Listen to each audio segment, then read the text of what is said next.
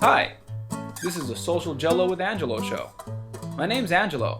I'm a social scientist, surfer, martial artist, and a whole lot of other things. Coming to you live from Kasai City, Japan, the Social Gelo with Angelo show. What's up, and welcome to Social Gelo with Angelo. As you saw in the title of this video, Jiu-Jitsu. Is it really gentle? Is it the gentle martial art? I'm here with UFC coach and Kajukenbo black belt, John Hackleman. John, thanks for coming on the show. So let's just open up with that. A lot of jiu-jitsu guys and the marketing for jiu-jitsu is that it's the gentle martial art. What are your thoughts on that?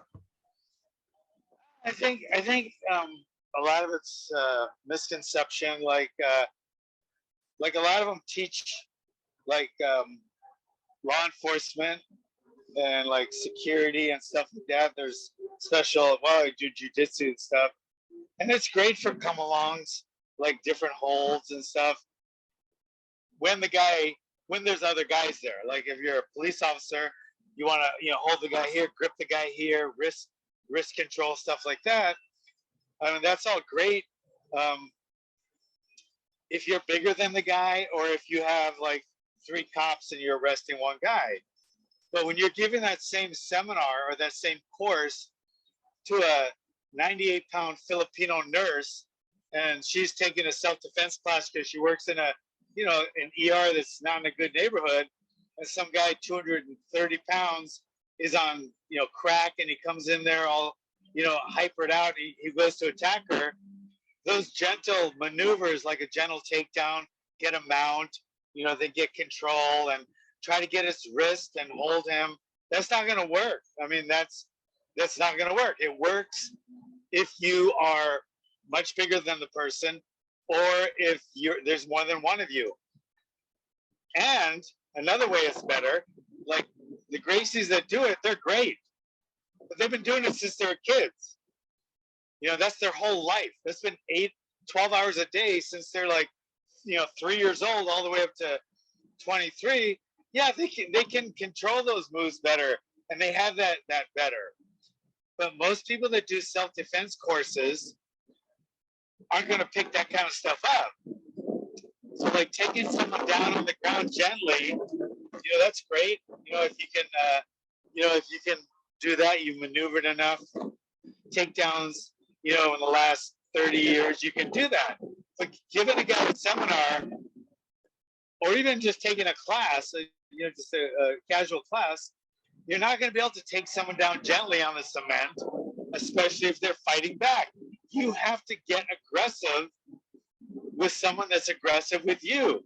There's no flowing Aikido there when the guy is not being compliant. So it kind of bothers me when people say, well, the striking arts, you're just as bad as the bully if you teach your kid to hit back. And I'll tell you something, more kids get hurt, seriously hurt, by hitting their head on the ground, on the cement or the asphalt, than they do getting hit by another kid. You just don't have the power as a kid to really hurt someone when you're punching them, but that cement is a bitch, and it's going to hurt no matter what if your head bounces off it. So I kind of don't like that. That's kind of it's misconceiving, and it's not true that it's easier and it's not more gentle to take someone down unless you're doing it on the mat, on a cushy mat, and you're doing it gently. But I've even seen, I'm sure you have too, have you ever seen a UFC fighter get knocked out by a slam? Yeah, imagine if that slam was on the concrete, not on a mat, on top of plywood with springs. So it's very giving, and there's still people getting knocked out on it. So I disagree with the fact that jiu-jitsu is more gentle. I think it's a great martial art, but I think everybody has their own favorite, whether it's in the cage or in the street. And if somebody attacks you, a life or death situation, why the fuck do you want to be gentle anyway? If someone's trying to kill you in the street, then you don't want to be gentle. And if it's for kids at school, then you don't want to be slamming kids on the concrete because a guy in the video said this is more gentle, and you're just as bad as the bully if you punch them. So they end up smashing them on the concrete. Yeah, like this. Is this more gentle? Yeah, this kid's like, he's popping him. He's sitting here popping him, and kind of messing with him. And finally, the kid just comes up, and that doesn't look very gentle to me at all. No, and it would have been much more gentle if he punched him in the face than slammed him on the concrete. So I don't, that's a good selling point for them. For self-defense seminars and for kids and for parents to think, wow, my kid can be like, he could be like the hero. He can go around and be gentle like a Aikido master, and he could just, hold people down until the teacher gets there. He can control the whole school and fight off all the bullies without ever hurting anyone. It's just so cool. It'll never happen unless the guy lets it. So that's how I feel about that. Yeah, and I mean, again, like you saw, there's a lot of and especially if you're talking about, and I think there's a lot of different points you hit, but we'll start with the first one when we're talking about kids. As we both, coming from a psychology background, we all know, and even in the general public knows, that kids' brains aren't fully developed. They're developing, right? They're still, that's what they're in school. They're developing, they're learning morals. They're trying to learn how to navigate society. So you give a kid these tools and you hope you teach them the responsibility to use them properly, but they're still kids. So like, we can say arguably that, okay, we could teach them to try to be gentle, but as you know, that, as we saw in that video, that kid's getting popped in the face. Even an adult would have a hard time restraining themselves after being popped in the face a few times when they're actually executing a technique to say they're going to hold back, right? I'm going to hold back after this person punched me in the face a few times. Even an adult will have a hard time. Imagine a kid who doesn't have all the reasoning capabilities of a full-grown adult, right? So I think the gentleness goes away when they get an arm bar and they snap the guy's arm, and then he's never able to use it again the same way, or slams him on his head, and for the rest of his life he's with a tracheostomy and a fucking feeding tube in a nursing home from 10 years old because he got smashed on his head.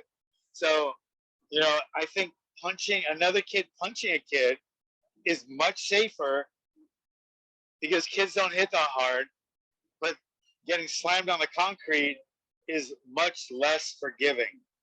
Yeah, that's how I feel about that. And when it comes to adults, why do you want to be gentle? I mean, if it's a come along and you're security and you want to lead a guy outside because he's a little drunk, you don't want to kill him.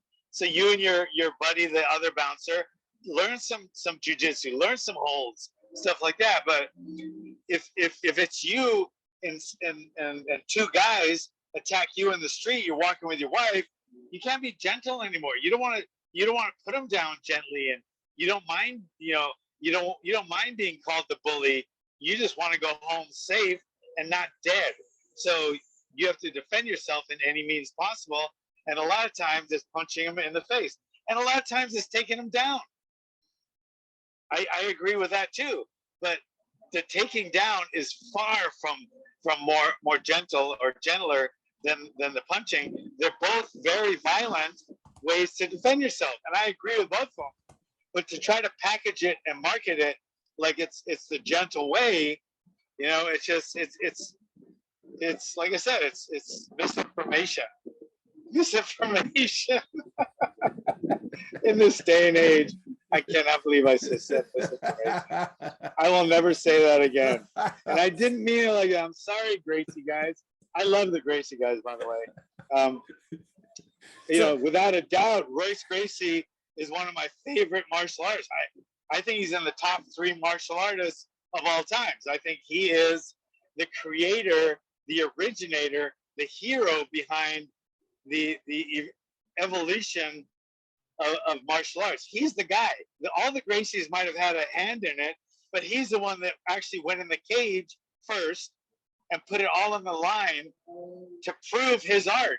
And what he proved was they're all the arts are great, but you have to know a little of all of them. and that's what I think that's what he proved. But he did it by just getting in there. He did it willingly to take on all comers. There wasn't even a weight class. You could pull hair and kick to the balls then. And they didn't even have, at some point, some of those were bare knuckle, right? Some of Yeah, those things they're were bare bare knuckle. knuckles, yeah. They weren't even wearing, like, some guys would wear wraps. I saw some, like, because he didn't just do, like, a lot of the people go back to the UFC footage, but he was doing that in Japan. He was going to Japan and taking on those shows that they would have over at the, I think it was the Saitama Stadium in Tokyo. I think it was that.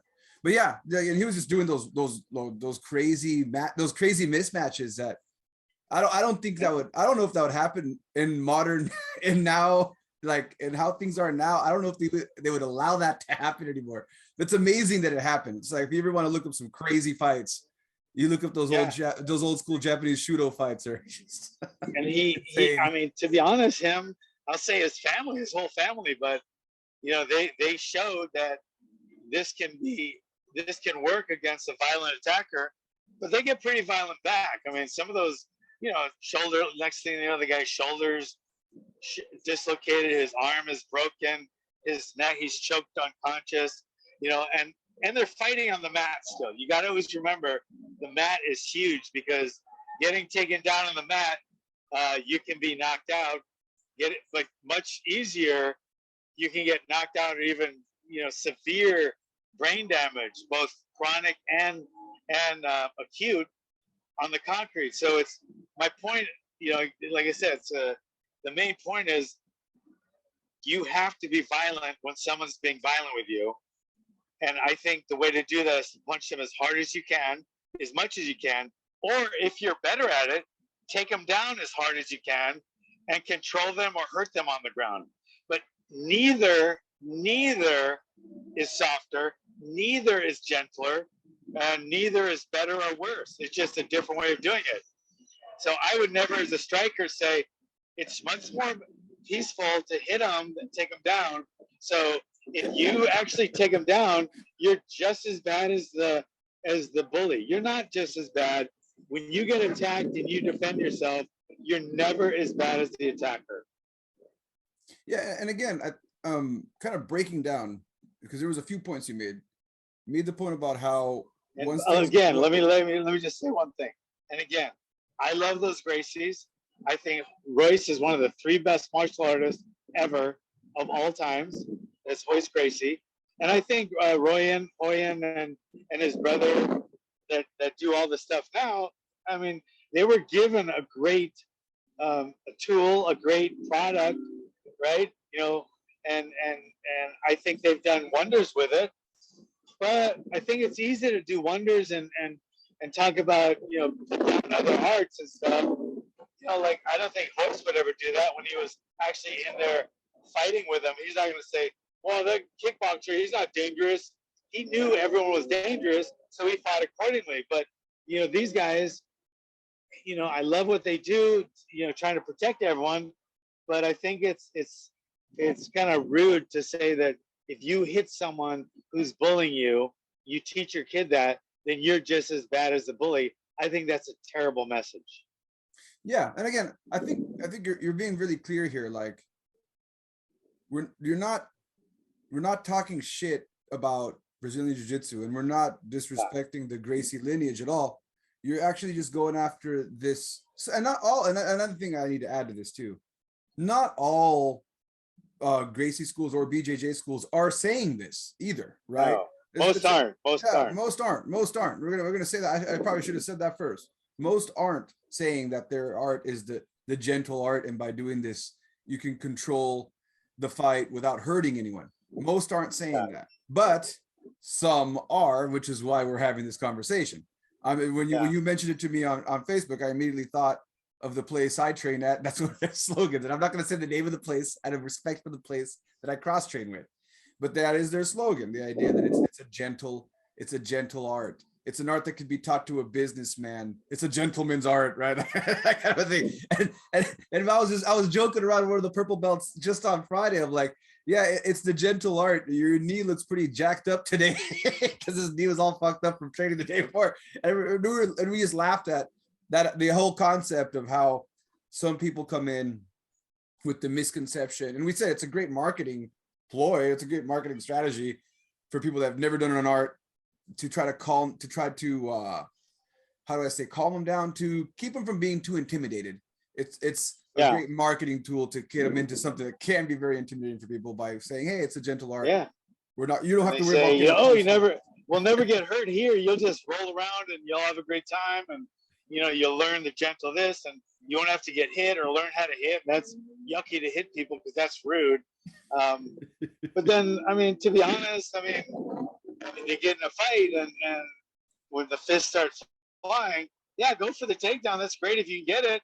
And then next thing you know, somebody's biting the side of your face off and trying to gouge an eye while you're trying to get a double leg, and they have a little bit of takedown defense, and you don't expect any kind of other violence coming, and then you leave things open. It's like when a jiu-jitsu guy is fighting MMA and he's trying to shrimp out of a mount, and he puts both of his hands on his opponent's knee, and the guy just starts pounding his face. Next thing you know, he's knocked out, because learning how to escape bottom or even do takedowns without getting punches thrown at you is a lot different than when they actually are being thrown at you. And even in the MMA setting, I saw another video the other day of a guy trying to do an Imanari roll to lock in a leg lock. And he obviously practices a lot in a jiu-jitsu setting and not in an MMA setting. And as soon as he had both his hands on the guy's legs to do the berimbolo to get into it, both his hands were down. The guy just started. It took like 2 or 3 seconds, and the ref had to pull him off him. So, again, it's not talking badly about the art itself. No. There's just certain gaps that show up and you're coming from in both. In both. I'll tell you, you're only a striker, right? You can have a problem with takedowns. Right. So if I'm a jiu-jitsu guy and I'm on the bottom and I'm trying to shrimp out of both of my hands and I get knocked out because I'm doing it a jiu-jitsu way, then it's not effective.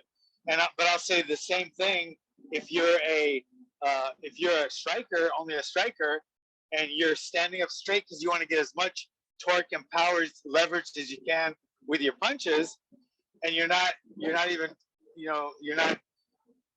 looking for a takedown at all, getting taken down. You just want to get as much power as you can to that guy. You're going to get taken down and pounded. So as a striker, you have to learn basics of takedown defense and bottom escape. Even if you don't like grappling or wrestling, you have to learn those. If you're a wrestler, you have to learn how to avoid the punches coming in before you get the takedown, or else you're going to get knocked out. If you're a jiu-jitsu guy, you have to learn how to defend striking while you're going for submissions or takedowns, or you're going to get knocked out. So no matter what your art is, you have to learn the other ones now. Royce Gracie taught us that. He taught us that, and we're making the best of it. Bruce Lee said it years ago. Bruce Lee said this back in the late 60s. Bruce Lee said this in the late 60s.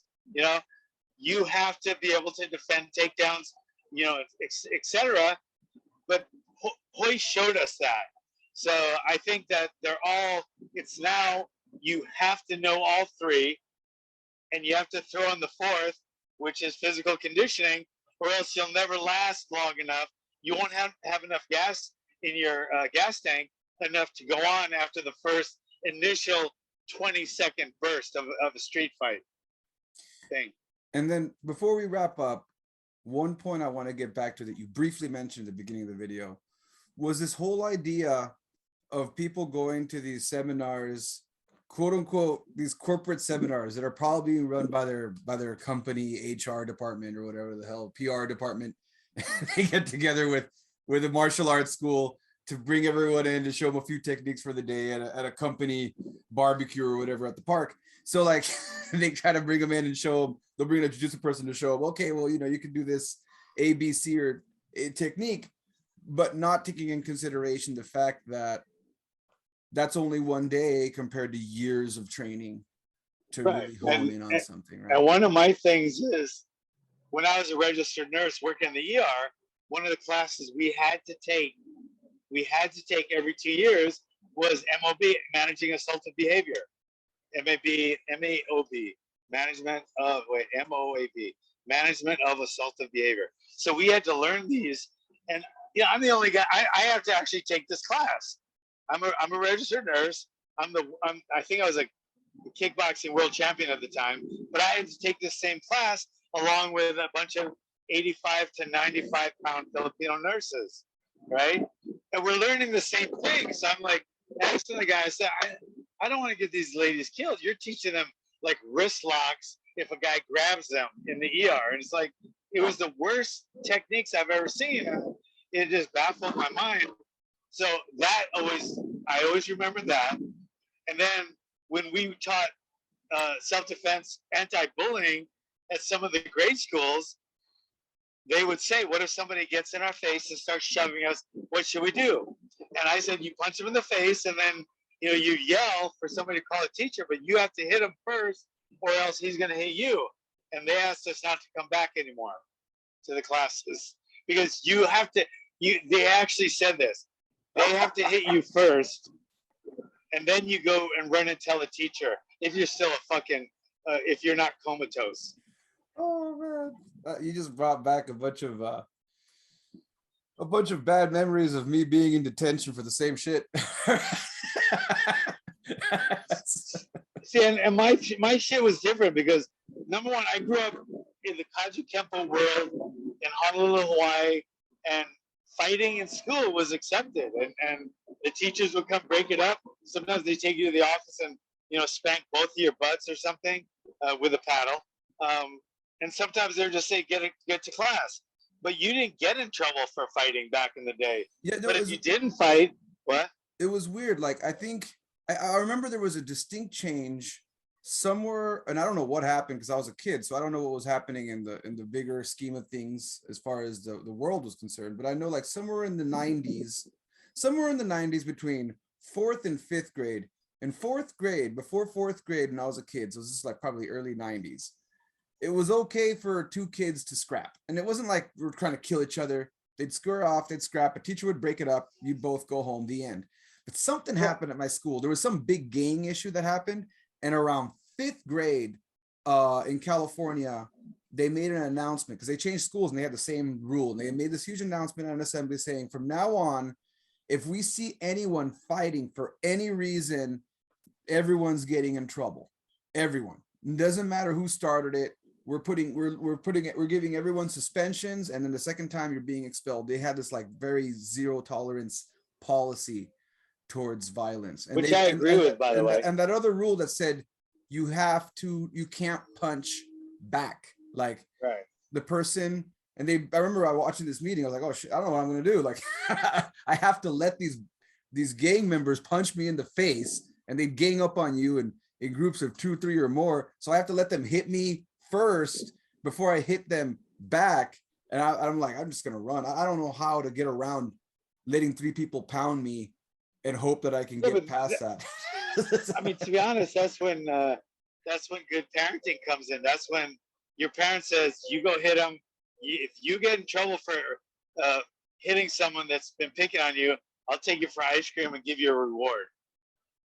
So, I think that's a big thing. We do that now in class where we talk to the parents, and the parents, we tell the kids, you hit first. If someone's picking on you, you hit first.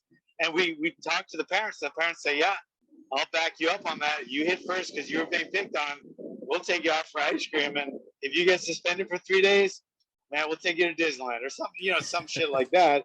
That they're supporting their kids defending themselves and not being bully targets. Because if you don't hit back, now all of a sudden you're a bully magnet and you're gonna get picked on your whole fucking life. And when you are, that'll follow you. If you join the military, you'll be the little fucking bitch in basic training. And when you get married, you'll be a fucking bitch in your marriage. Oh, no. And at your job, you're just gonna be the little bitch. You're gonna be that guy because you couldn't defend yourself in school. So now you're just the magnet of everyone that wants to pick on you, right? You're gonna be wearing a fucking twist, be in a corner. You're gonna be that guy. You're gonna be that beta, and we don't want that. So Well, I think that's an excellent way to wrap up our conversation on whether jiu-jitsu is gentle or not. I think And let me just say before we close, some of my best friends happen to be some of the best grapplers in the world, in the whole world. I'm not, I've been fortunate enough to be able to hobnob, hang out with, train with, work out, train against, get lessoned by some of the best grapplers in the world. Not in my hometown, in the world. I'm talking, in the fucking world. Guys like, Ricardo Borio, Mario Speri, Jacare, some of these guys, I've trained with them. Scott Epstein. I was on the same team as he was with the, Ultimate Fighter. So I've got to compare notes with these guys. I've got to roll with them, train with them, hit them while they're defending, and then be on top of me while I'm defending. So I kind of, I've been lucky enough and fortunate enough to be able to train with, fight with, and be on the same team and against some of the best grapplers on this planet. So when I'm talking, I'm not just talking for like some guy that likes to punch and I'm a rough guy and I was I wasn't involved like I was. You're not talking like a keyboard warrior or like undefeated, I have a little street fighter. I have a little bit of street cred. I have a little bit of street cred. So when I say that with the utmost respect for the Gracie family, for all the great jiu-jitsu guys. Half of my fight team would rather go to the ground and submit than stand striking, So we actually, we train our guys for that if that's what they'd rather do. So, but in the street, whatever works, use it, and don't worry about don't worry about getting suspended in school if you're a kid. Worry about not being a bully target or a bully magnet. So, that's a good ending. I think so. So before we wrap up, also, if you're a martial artist, you're interested in martial arts, and you want to have these kind of conversations, check out what's going on. Please check out the Pit Kajukenbo Ohana page on Facebook. We're open to the public, so just send us your questionnaire and go from there. And I got a good one too, a new one, and you can see a lot of these techniques and my methodology and philosophy. You can go to pitmaster.blog. Pitmaster.blog. Yeah. All right, John. Well, thanks for coming out, man. And to the listeners, thank you for checking out Social Gelo with Angelo. Hit like. Aloha, guys. Catch you all next time. Peace. All right, bro. See you guys.